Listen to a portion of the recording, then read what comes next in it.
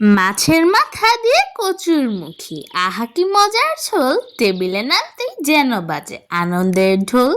গরম ভাতের পাশে ধোয়া উঠছে ধীরে, সেই ভাতের সাথে মিশলে জিভে সুখের নীড়ে। লালচে ঝোল তার ভেতরে রঙের খেলা, সবুজ মরিচ ভাসে যেন রূপকথার মেলা। কচুর মুখী গোল গোল, ঝোলের মাঝে হাসে, মাথার রস দিয়ে পড়ে, স্বাদে ভরা ভাসে।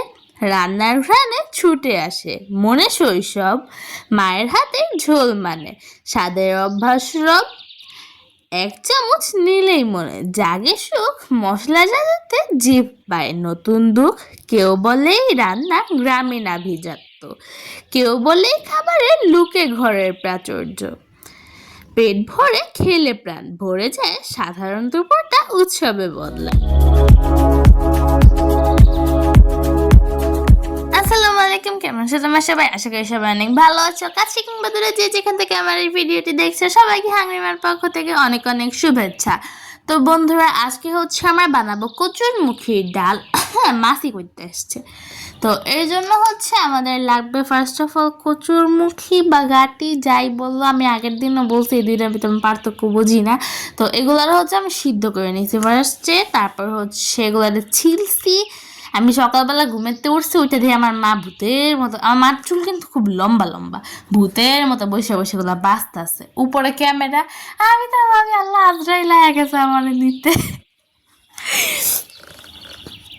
তো যাই হোক, এরকম ভাবে করার পর তারপর হচ্ছে একটা বাটিতে একটা একটা করে নিয়ে সবগুলো ভর্তা করবা। এখানে হচ্ছে মাছের মাথা, তারপর মাছের যেই ফুসফুস, না সরি থুকু, ফুলকা, ওইটা ফুলকাই না, হ্যাঁ ফুলকাই তো।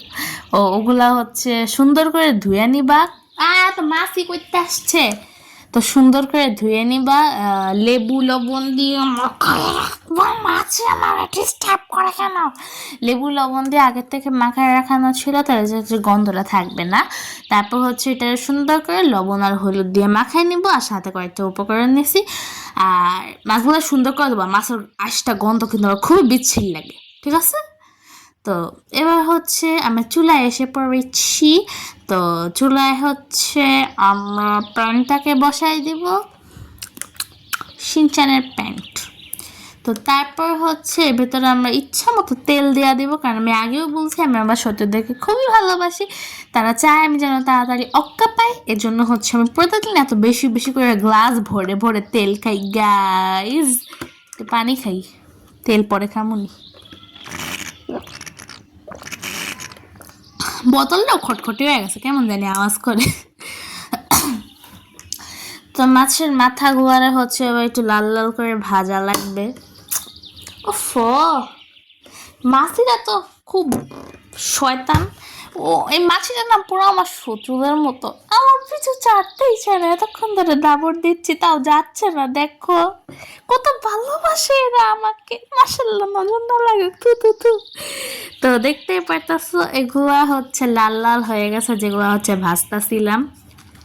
বেশি সুন্দর করে ভাজবা, সুন্দর করে ভাজলে ভালো হয়, বুঝছো? আজকে খুব পানি দিয়েছিলাম, আজকে কি নাই লাল রঙের চাঁদ উঠবো, চান্দা মামা উঠিবে লাল লিপস্টিক দিয়া। কিন্তু আজকে যেহেতু সূর্যটা ঠিকঠাক মতো উঠে নাই, তার মাঝে আজকে কোনো শিয়ালের বিয়ে হইতে পারবে না, কষ্ট।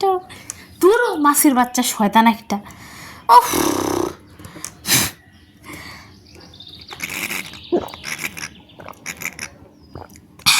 মজা।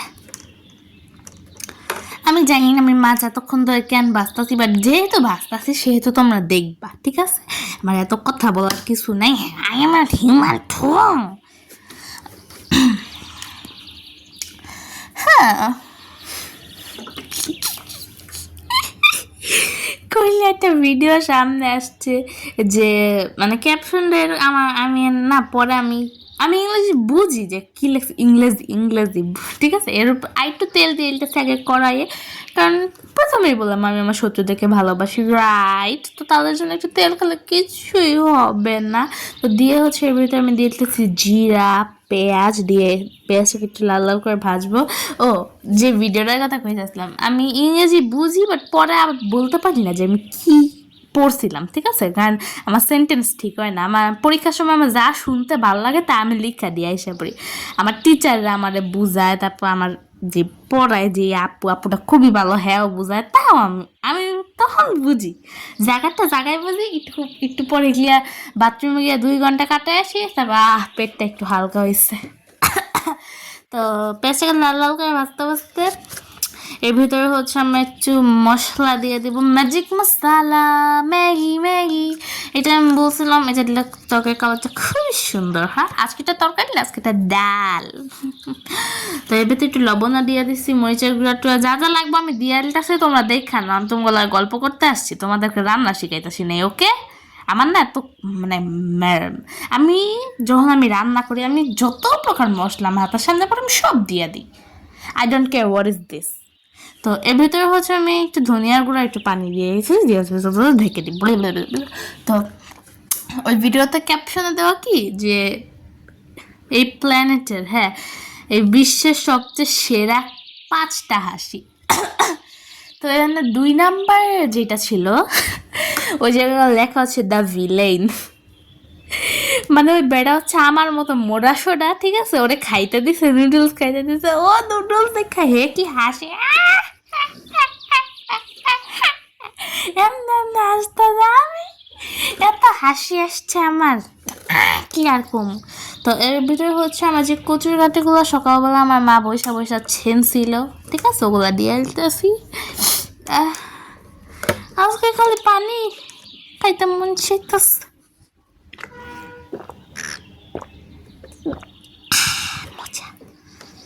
বেশি বেশি করে পানি খাবা। আমি জানি না, কিছু মানুষ যদি মানে সারাদিন খায়, মানে ওদেরও মেবি অনেক শত্রু আছে আমার থেকেও বেশি, ঠিক আছে? আমার থেকেও বেশি চেলা আছে ওদের, ঠিক আছে? তো সারাদিন মানে দিনে তো কমপক্ষে 6 গ্লাস তেল খায় ভৈরা, ঠিক আছে?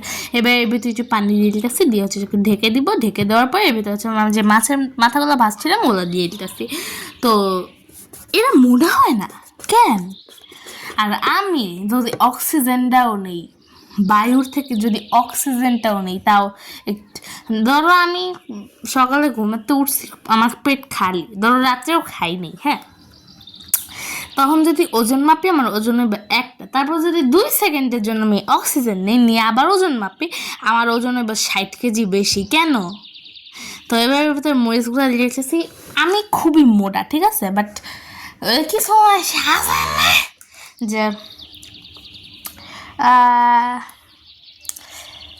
যারা হচ্ছে নিজের স্বাস্থ্য নিয়ে তোমরা খুবই ডিপ্রেশনে ভুগতেছো, ঠিক আছে? কেউ আছে খুবই সুখ না, কেউ আছে খুবই মোটা, বাই কষ্ট পায় লাভ করি, কদিন পর তো মইরাই যামু, শান্তিতে খামু দামু, যা খুশি করমু, ঘুমামু, আল্লাহরে ডাকমু, ডাইকা অক্কা পামু, শেষ, ঠিক আছে?